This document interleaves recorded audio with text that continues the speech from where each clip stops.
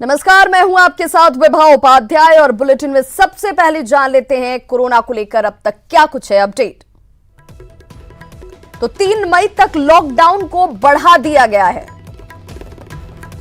पूरे देश में अब ये लॉकडाउन 3 मई तक जारी रहेंगे। बाहर निकलने के नियम अब और सख्त हो गए हैं। कल सरकार की ओर से गाइडलाइन जारी की जाएगी।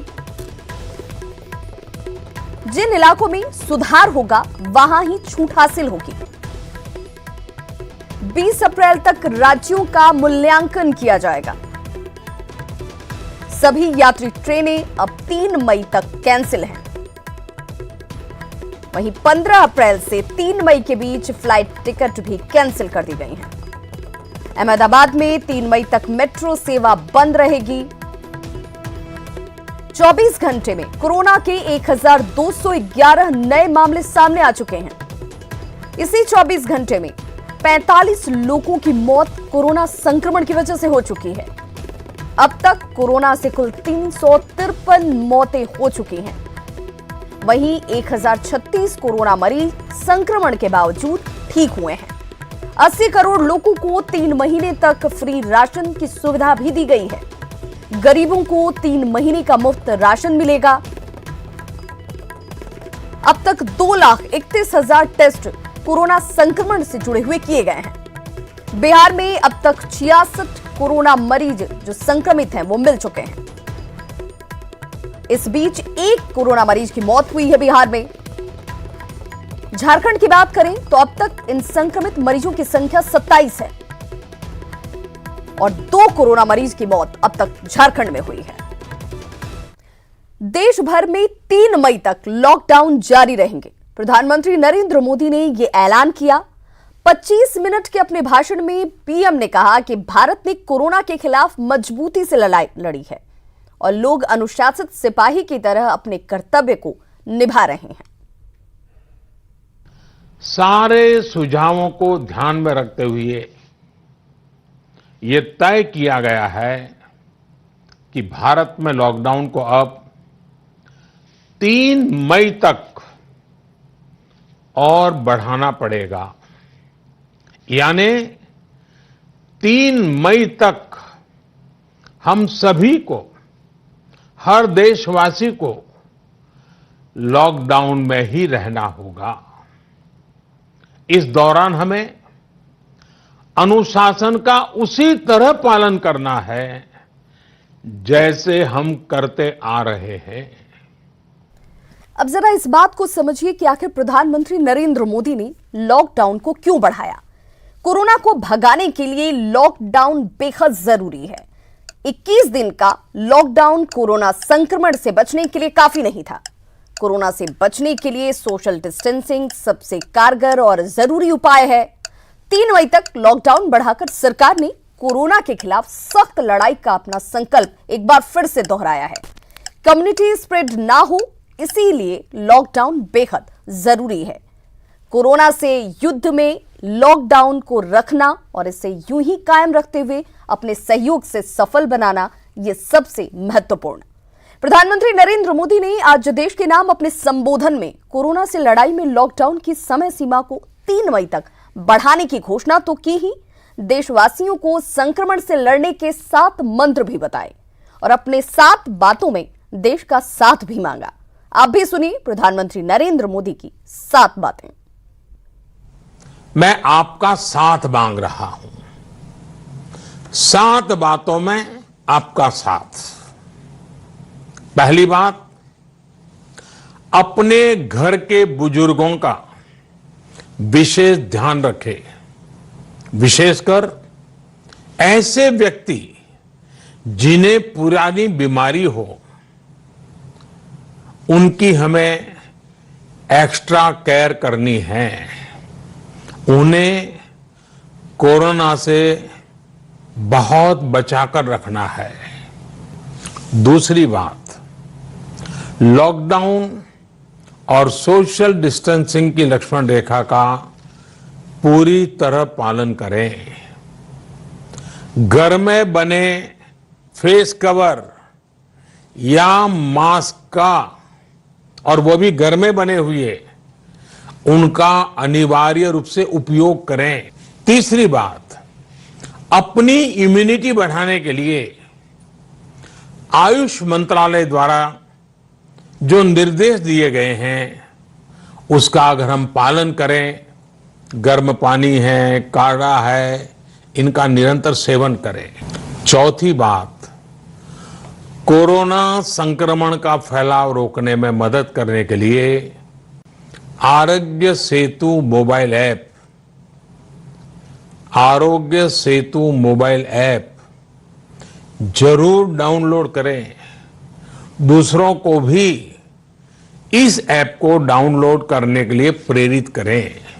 पांचवी बात, जितना हो सके उतने गरीब परिवार की देखरेख करें, उनके भोजन की आवश्यकता पूरी करें।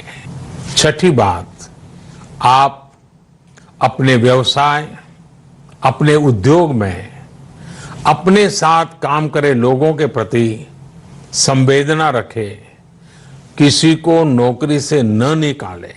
सातवीं बात, देश के कोरोना योद्धाओं, हमारे डॉक्टर, नर्सेस, सफाई कर्मी, पुलिसकर्मी, ऐसे सभी लोगों का हम सम्मान करें, आदर पूर्वक उनका गौरव करें। तो सुना आपने एक प्रधानमंत्री के इन 7 मंत्रों को। अब इन 7 मंत्रों को समझने की भी जरूरत है। कोरोना से सबसे ज्यादा खतरा बुजुर्गों को है, इसीलिए उन पर ज्यादा ध्यान देने की जरूरत है। कोरोना की एकमात्र दवा सोशल डिस्टेंसिंग है। आरोग्य सेतु आपको कोरोना से बचाएगा और इसीलिए प्रधानमंत्री नरेंद्र मोदी ने यह कहा कि आप इस ऐप को जरूर डाउनलोड करें और अपने सहयोगियों को भी करवाएं। हाल के दिनों में पुलिस पर हमले और मेडिकल स्टाफ से बदसलूकी को देखते हुए पीएम ने उनका सम्मान करने की बात कही। गरीब तबके को दिक्कत है, इसीलिए पीएम ने मदद की अपील भी की। टूरिस्ट वीजा पर भारत आकर धन प्रचार में जुटे जमातियों पर सरकार ने सख्त रुख अख्तियार कर लिया है।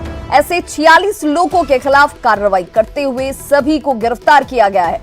ये गिरफ्तारी पटना, अररिया, बक्सर से की गई है और ये संख्या 46 की है। 3 तस्वीरें भी हम आपको दिखा रहे हैं। बिहार में विदेशी तबलीगियों पर अब शिकंजा कसना शुरू हो चुका है।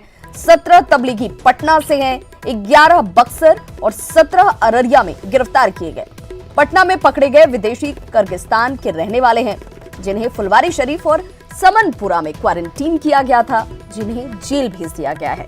वहीं अररिया में 18 विदेशियों को जेल भेजा गया। इनमें 9 बांग्लादेश से और 9 मलेशिया के रहने वाले हैं। सभी दिल्ली के निजामुद्दीन में तबलीगी जमात में शामिल होने के बाद अररिया पहुंचे थे। इसके अलावा बक्सर में भी 11 विदेशियों को गिरफ्तार किया गया। बक्सर में पकड़े गए लोगों में 4 मलेशिया के जबकि 7 इंडोनेशिया के रहने वाले हैं।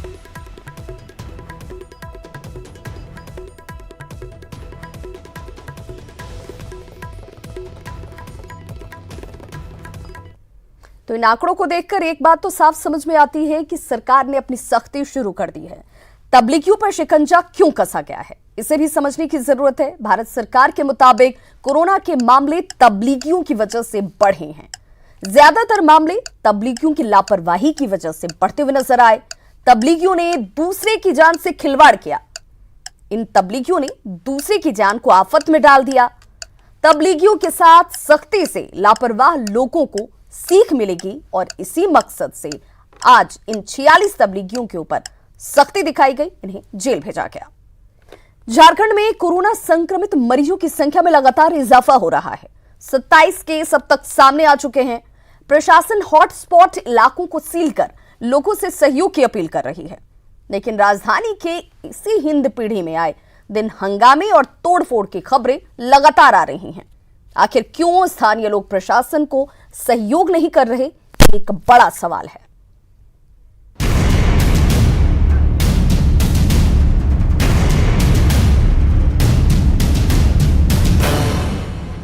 देश कोरोना संकट से गुजर रहा है। लॉकडाउन की समय सीमा में और 19 दिनों का इजाफा कर दिया गया है। सरकार और प्रशासन लोगों को सतर्क कर रही है, सुरक्षित रहने की अपील की जा रही है। सोशल डिस्टेंसिंग का पाठ पढ़ाया जा रहा है झारखंड में भी मुस्तैदी से संक्रमण से निपटा जा रहा है। प्रदेश में हालांकि अब तक करीब 25 केस सामने आ चुके हैं। राजधानी रांची में ही 10 से ज्यादा केस हैं। हिंदपीढ़ी का इलाका हॉट स्पॉट बना हुआ है। पुलिस ने बैरिकेडिंग कर मुख्य रास्ते को बंद कर रखा है, लेकिन स्थानीय लोग पुलिस की कार्रवाई से खफा हैं, नाराज हैं। जो प्रशासन लोगों की जिंदगी की सुरक्षा की चिंता कर रहा है, उसी इलाके के लोग पुलिस से दो हाथ करने को आमादा हैं। बैरिकेडिंग तोड़ी जा रही है और एम्बुलेंस पर गुस्सा निकाला जा रहा है। विभिन्न जगहों पे कल जो भी विवाद हुआ था उसमें हम लोग सहयोग लोगों से ले रहे हैं, और जैसे अभी हम लोग मीटिंग इस तरफ के लोगों की बुलाए हैं, तो उसमें हम लोग जो भी डिस्ट्रस्ट या मिसट्रस्ट अगर है तो उसको हम लोग कम करने का प्रयास कर रहे हैं। सिटी एसपी मोर्चा संभाल रहे हैं और सरकार के मंत्री हिंदपीढ़ी इलाके में हुए बवाल पर सख्ती बरतने की बात कह रहे हैं। वैश्विक संकट में इस संक्रामक बीमारी में यदि कोई भी आदमी इस तरीके का नकारात्मक काम करता है तो मैं समझता हूं कि देशद्रोह जैसा अपराध कर रहा है। ये एक बहुत बड़ा अपराध है और इसको हम लोग कड़ाई के साथ इसका जो है इस पे अंकुश लगाएंगे। आखिर हिंदपीढ़ी में लगातार दूसरे दिन हंगामा क्यों बरपा, तो वो भी जान लीजिए। सोमवार की रात इलाके में कोरोना संदिग्ध मरीज को ले जाने को लेकर हंगामा शुरू हुआ और एम्बुलेंस में भी तोड़फोड़ की गई। हालांकि काफी समझाने बुझाने के बाद मंगलवार की सुबह 2 कोरोना संदिग्ध मरीजों को रिम्स के आइसोलेशन वार्ड में भर्ती कराया गया। वैसे झारखंड में पहला कोरोना मरीज हिंदपीढ़ी से ही मिला था। फिर प्रशासन की सख्ती का लोग विरोध क्यों कर रहे हैं? पुलिस और स्वास्थ्य कर्मियों से दुर्व्यवहार क्यों किया जा रहा है? आखिर सावधानी और बचाव की जगह विरोध क्यों किया जा रहा है? न्यूज़ 18 के लिए रांची से ओम प्रकाश की रिपोर्ट।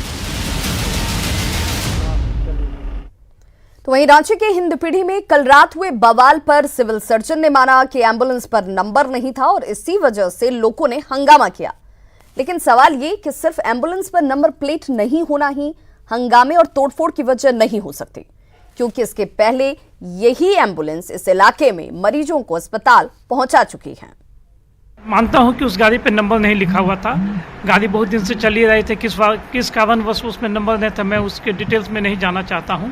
लेकिन मैं एक चीज़ आपसे पूछना चाहता हूं, आपके माध्यम से लोगों से पूछना चाहता हूं कि जब वही एम्बुलेंस उसी इलाके में प्रेग्नेंट लेडीज़ को या किसी बीमार व्यक्ति को लाने के लिए जाती है, तब तो सब लोग खुशी खुशी तैयार हो जाते हैं उस एम्बुलेंस का उपयोग करने के लिए। लेकिन कल क्या ऐसा हुआ जो कि उन्होंने इस चीज़ को एक मुद्दा बना लिया? मुझे नहीं लगता है कि इस चीज़ को मुद्दा बनाने का कोई कारण रहा होगा। तो हिंदपीढ़ी के मामले को लेकर सरकार और प्रशासन चिंतित क्यों है, इसे भी समझना होगा। झारखंड में लगातार कोरोना के मामले बढ़ रहे हैं, नए नए मामले सामने आ रहे हैं। रांची में इस वक्त 13 कोरोना मरीज हैं। ज्यादातर कोरोना मरीज हिंदपीढ़ी इलाके से हैं। हिंदपीढ़ी के लोग प्रशासन को सहयोग नहीं कर रहे, लिहाजा पुलिस ने कई लोगों के खिलाफ मामला दर्ज किया है और अपनी सख्ती दिखानी शुरू कर दी है। और यही वजह है कि एक बार फिर से सरकार ने ये बताया कि आप इसको गंभीरता से लें। झारखंड में कोरोना के बढ़ते मामले के बीच कोरोना वॉरियर्स से भी भेदभाव किया जा रहा है। ये हम नहीं कह रहे, कोरोना के सैंपल कलेक्शन और जांच में लगे लैब टेक्नीशियंस एसोसिएशन का यह आरोप है। इनकी मांग है कि जिस तरह से डॉक्टर और नर्स को बीच बीच में क्वारंटीन कर स्वास्थ्य लाभ दिया जा रहा है, वैसी ही सुविधा इन्हें भी मिलनी चाहिए।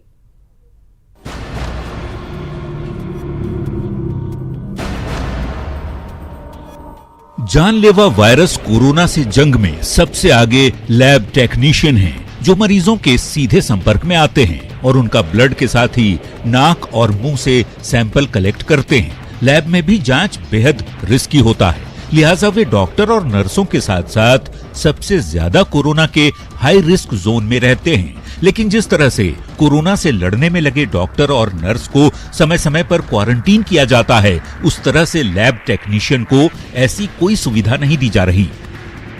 क्योंकि फ्रंट वॉरियर हैं हम लोग, ये तो इसमें तो कोई दो मत नहीं है। क्योंकि उनका सैंपल कलेक्शन जिस हिसाब से किया जाता है, जिस मेथड से किया जाता है, ऑब्वियसली हम लोग सबसे फ्रंट लाइन में हैं अभी। झारखंड में 400 से ज्यादा लैब टेक्नीशियन को क्वारंटीन नहीं किए जाने और उनसे लगातार सेवा लिए जाने से लैब टेक्नीशियन एसोसिएशन नाराज है और विभाग पर भेदभाव का आरोप लगा रहा है।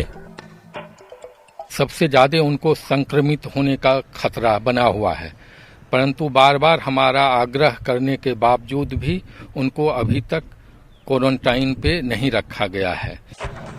इधर रांची के सिविल सर्जन का दावा है कि सरकार और स्वास्थ्य विभाग के प्रोटोकॉल के तहत ही स्वास्थ्य कर्मियों से सेवा ली जा रही है और भरोसा दिला रहे हैं लैब टेक्नीशियन की सुरक्षा की जवाबदेही उनकी है और वे इसका अच्छे से पालन कर रहे हैं।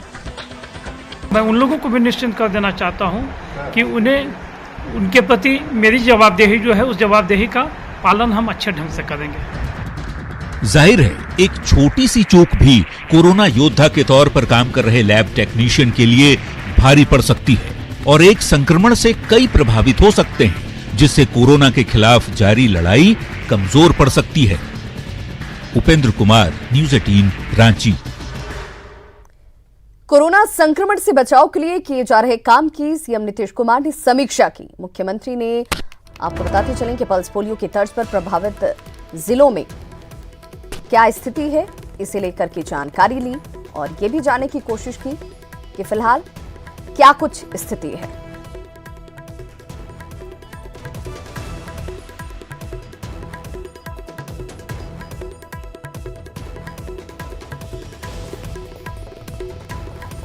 तो इसी संक्रमण से बचाव के लिए क्या कुछ काम किया जा रहा है, जिसकी मुख्यमंत्री नीतीश कुमार ने समीक्षा की। मुख्यमंत्री ने पल्स पोलियो की तर्ज पर प्रभावित जिलों में डोर टू डोर स्क्रीनिंग अभियान चलाने के निर्देश दिए। बिहार के करीब 8000 गांव में स्क्रीनिंग की जाएगी। जिन जगहों पर मरीज मिले हैं वहां से 3 किलोमीटर के दायरे में सघन जांच अभियान चलाए जाएंगे।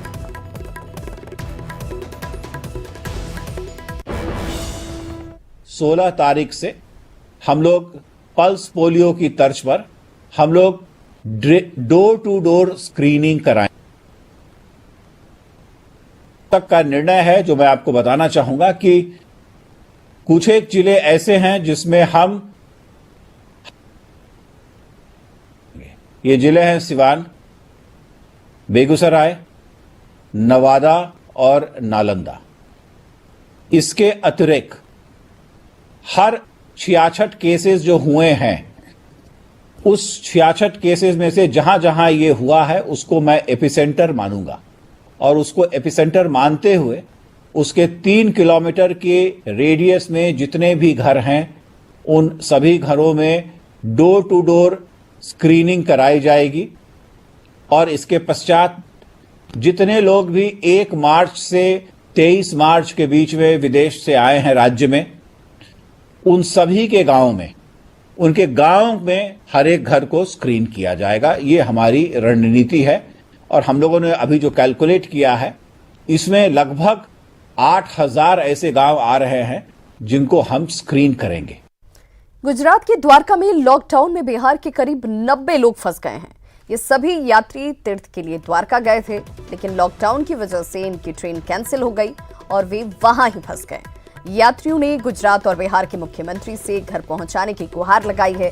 केंद्रीय गृह मंत्री अमित शाह को ट्विटर पर इन लोगों ने ग्रुप फोटो शेयर की और यहां से अपने अपने प्रदेश भेजे जाने की गुहार लगाई।